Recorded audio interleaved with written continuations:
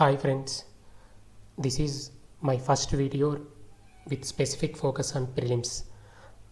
I have termed this series as tips for prelims. T means terms, I is related to institutions, initiatives and indices. P means places in news, S means stats, whichever are related to numbers, trends, whatever things are related to data, all those things will be covered under stats. So first I would start with COVID-19 related terminology. There was a big article in the Hindu newspaper on last Sunday. So where all COVID-19 terminology has been discussed, I have picked up these things from that article. So the first thing here is COVID-19. Who has coined this COVID-19 term is WHO has coined the disease name as COVID-19. In this, CO means corona, VI means virus, D means disease, 19 indicates 2019. That is the year in which first case has been detected. But you would have also come across the name SARS-CoV-2, severe acute respiratory syndrome, coronavirus 2. This has been coined by International Committee on Taxonomy of Viruses. Why did they coin in this way? Because the coronavirus, the latest one, the virus is corona type of virus, and it also causes severe acute respiratory syndrome, but it is different from the previous virus strain. So that is why they have coined SARS-CoV-2. You should remember that the International Committee on Taxonomy of Viruses is not part of WHO, but both of them have coordinated to coin this SARS-CoV-2 name. International Committee on Taxonomy of Viruses is not part of WHO. Instead, International Committee on Taxonomy of Viruses is governed by the Virology Division of the International Union of Microbiological Society, which is again a part of International Science Council. International Science Council as an important body. You should remember that International Science Council is not a intergovernmental organization. It is a non-governmental organization spread across many countries. It is an international non-governmental organization that unites scientific bodies at various levels across the social and natural sciences. You should remember that International Science Council doesn't deal only with natural sciences, it also deals with social sciences, and it is a NGO. It was formed with its inaugural General Assembly on July 4th, 2018 by the merger of the International Council for Science and International Social Science Council, making it one of the largest organizations of this type. So the mission of the International Science Council is to act as the global voice for science. This is the important thing you should remember. International Science Council is an important body. You should revise it multiple times. Then epidemic. Most of you may already know what is epidemic. I am just revising it here. When the incidence of a disease rises above the expected level in a particular community or geographical area, that means it is related to a particular community or a geographical area, then it is called an epidemic. When it becomes a global phenomena, then first WHO may coin it as a public health emergency of international concern, and then it will upgrade it to pandemic. For example, in the case of coronavirus, WHO has upgraded coronavirus disease into public health emergency of international concern in January, and then it has upgraded it to pandemic in the March. So that is the transition which WHO generally follows. I request you to pay attention to the root words like PEN, demic and demic, because these kind of root words will help you to eliminate options in the prelims exam. Language helps you to eliminate many options in the prelims exam.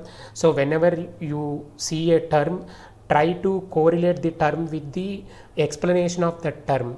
Generally, the term is coined in association with the meaning of that term. So I would like you to stress here. I would like to stress here And I would also urge you to remember this thing so that you can eliminate many options in the exam easily. One more important term in the context of COVID-19 is R naught. R naught is basically denotes it a reproduction number. What does this mean is, this is the number of new infections caused by one infected individual in an entirely susceptible population. I will explain in a little detail. Actually, R naught helps determine whether an epidemic can occur, the rate of growth of the epidemic, the size of the epidemic, and the level of effort it needed to control the infection. So the significance of R naught is this: it will help you to guess whether the epidemic can occur, because if the basic reproduction number is 0, I mean if it is not an infectious disease, then the epidemic may not occur because it will not spread to the community. But if the infected individual can spread the infection to other persons, then it can become the epidemic. Also, the reproduction number, for example, if it is 1, the rate of spread is less. If it is 2, the rate of spread is more. So if the R naught increases, that means the growth of the epidemic is more. This thing you should remember. For example, if I can infect 2 other people, then R naught becomes 2. If I am an infected individual and if I can infect 3 more people, then the R naught value becomes 3. In case of coronavirus, as of end May, in India, R naught value was in the range of 1.22. That means 1 to 2 people may get affected because of one infected individual. Then the other term which is generally used in context of COVID-19 is comorbidities. It means several kind of health complications coexisting. The name, you can see co means coexistence, together. Co indicates together. So comorbidities, several health conditions including uncontrolled diabetes and hypertension, cancer, morbid obesity, lung diseases, compromised immune systems. These all existing of comorbidities increases the death risk. So that is, if many comorbidities exist, then that COVID-19 patient is more likely to experience death because of the comorbidities, not just because of the coronavirus. This is one reason why we generally see the death rate, high death rate in the aged population, because of their age, they already may have severe complications. So special attention to prevent the disease and prevent mortality in these groups is the concern of health managers in the context of COVID-19. What is community transmission? Community transmission means when you can no longer tell how someone contracted the disease or who the source of infection was.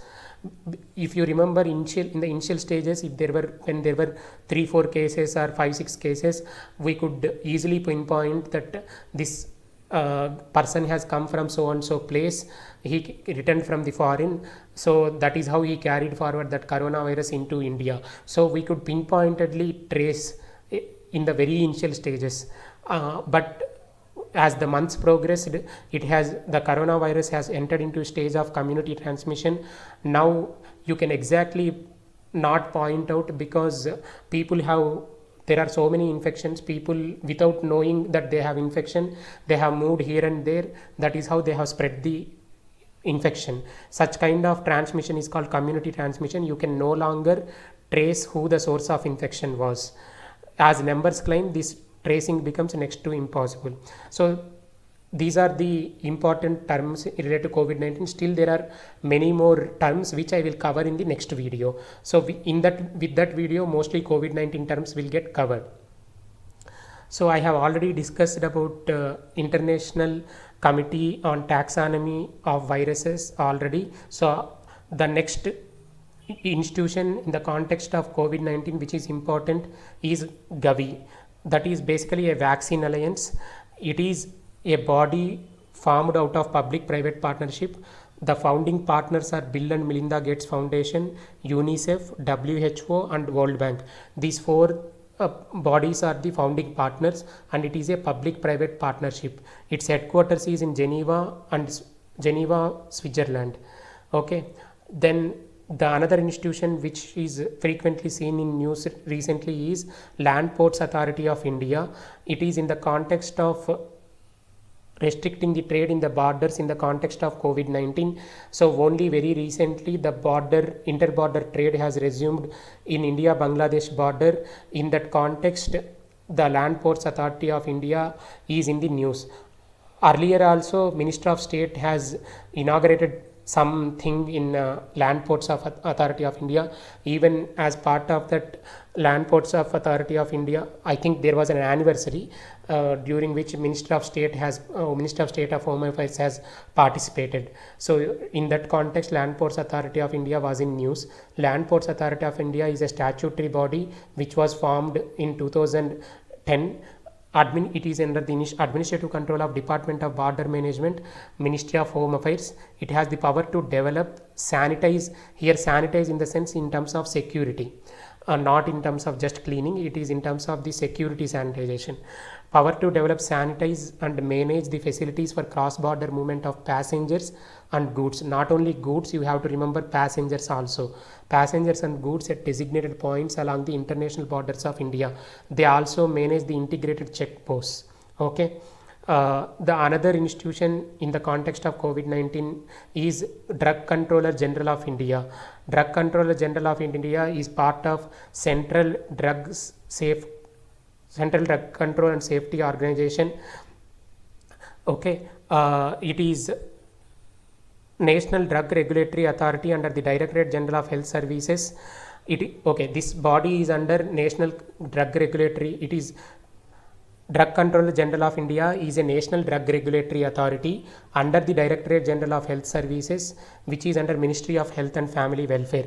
You should remember that Department of Pharmaceuticals, if I am not wrong, it is under Ministry of Chemicals and Fertilizers. Don't confuse with Ministry of Health and Family Affairs. So Department of Pharmaceuticals, it is under Ministry of Chemicals and Fertilizers. It is not under Ministry of Health and Family Welfare. You should remember that. Okay. So Drug Control General of India, since it is a drug regulatory authority, it is responsible for laying down the standards and ensuring safety, efficacy and quality for drugs and also approval of clinical trials. Okay. So if someone wants to test the drug, they have to apply to Drug Control General of India. There is one more portal called Sugam Online Portal. Sugam Online Portal provides the single window for all its stakeholders to access the services.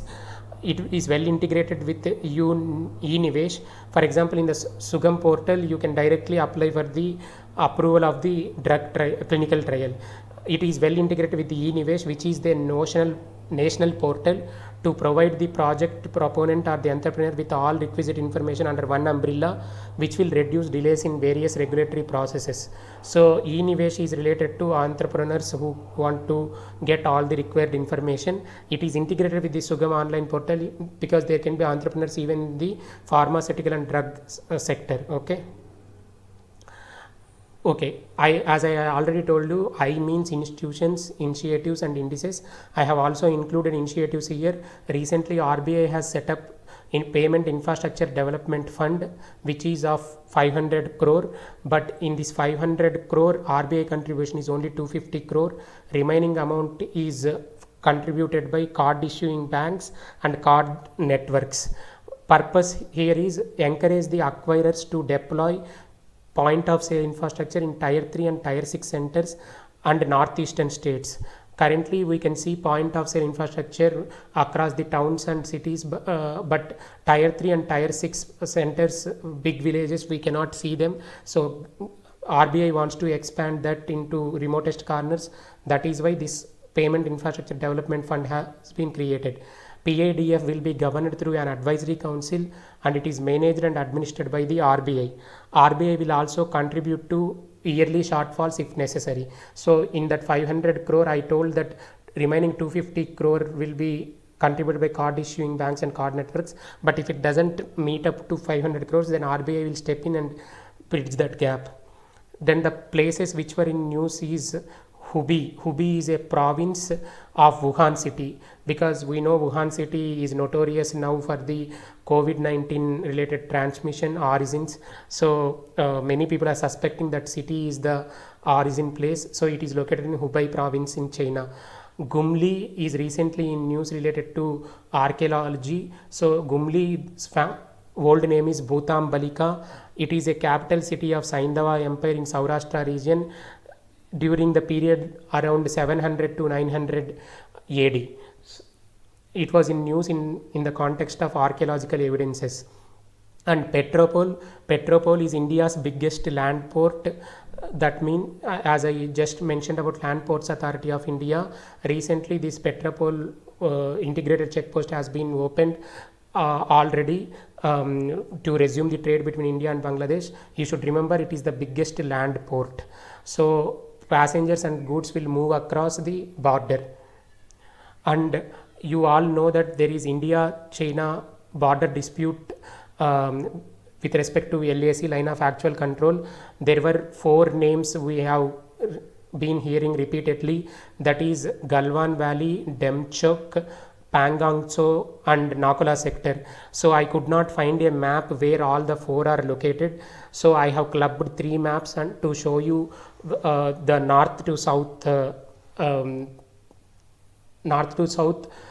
spread of these regions. For example, Galwan Valley is at the top, and then comes the Pangong Tso, and then comes the Demchok. You can pause here and check, because that Pangong Tso is in the rightmost map, whereas Demchok in the lower map, whereas Galwan Valley is clearly mentioned in the top map. So Galwan, Pangong Tso, Demchok, Nakula. This is how the north to south thing. Okay, now I am moving to stats. These stats I have already covered in one of the newspaper analysis videos, but I thought it is pertinent to reproduce them here in the context of prelims. So gross savings have been fell steadily from 2008. Here it is shown only from 2011 to 2019 in the graph, but even from 2008 it has been falling. In 2008 it was around 38%. From then till 2019 it has been falling, but experts are opining that during COVID-19 induced uncertainty, people would save more. If people would save more, then the gross savings will not fall now, they may see upward trend. So here the break may happen for continuous fall. So it is important to remember this trend. Then there was also news related to periodic labor force survey conducted by Ministry of Statistics and Program Implementation. As per that stats, this stats is for 2018-19, not for 2019-20. You should remember that it is for 2018-19.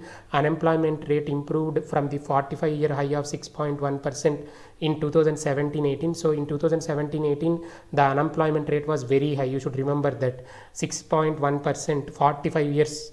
In the last 45 years, only in 2017-18 we have seen highest unemployment. Then it has improved. The unemployment rate fell. That means employment scenario has improved. 5.8% in 2018-19. Labor force participation rate improved marginally from 36.9% to 37.5%. Women and rural workers showed the most improvement. Labor force participation rate improved marginally. In this part, though the labor rate participation improved marginally overall, women and rural workers showed the most improvement. Male and urban workers showed the marginal improvement. The final thing with respect to stats is this was picked up from LiveMint thing. Assets in the banking sector grew at a compounded annual growth rate of 15% from financial year of 2005 and 6 to financial year of 9, that is 2009-10. So in that period it was continuously growing at 15%, but since financial year 15, that is 2015-16, growth in deposits was more than growth in deposits is less than growth in loan. So the deposits growth is 15%, but the loan growth was more. So people were willing to spend more. But again, as I told you just now, the savings till now was falling, but now because of COVID-19 the savings may increase. Similar in consistency with that, now we have seen here that from financial year 15 the growth in deposits is lagging behind the loans, but now the trend may change. Deposits may increase, deposits growth may increase compared to loan growth, because people may not be willing to spend in this uncertainty. Thank you.